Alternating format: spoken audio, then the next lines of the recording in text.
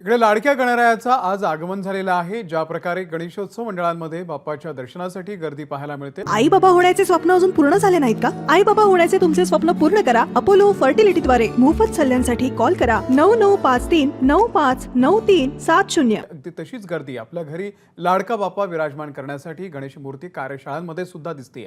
सहकुटुंब कार्यशाळेमधून आपल्या लाडका बाप्पा अगदी वाजत गाजत आपल्या घरी विराजमान करण्यासाठी मुंबईकर सध्या आपल्याला दिसतायत।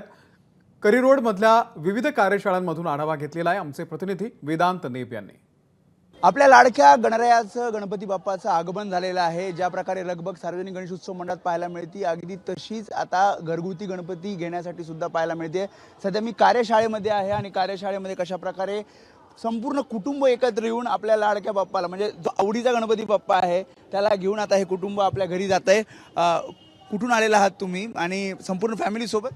होय, प्रत्येक वर्षी आम्ही विथ फॅमिली येतो आणि गणपती बाप्पांना घेऊन जातो घरी आणि एकदम म्हणजे मुंबईचा एकदम उत्साहवर्धक असा कार्यक्रम आम्ही आयोजित करतो घरी। बरं, किती दिवसाचा गणपती असतो? 7 दिवसाचा गणपती। 7 दिवसाचा। आणखी काही कुटुंब आहेत जे आता गणपती घेण्यासाठी कुठून आलात तुम्ही? करी रोड करी रोड जवळूनच आहे। दरवर्षी येतात असं फॅमिली? हा, फॅमिली बरोबर। कसा उत्साह असतो दरवर्षी? भरपूर खूप उत्साह असतो। बरं, दिवाळीपेक्षा मोठा उत्साह असतो आमचा अच्छा। गणेशोत्सव म्हणजे।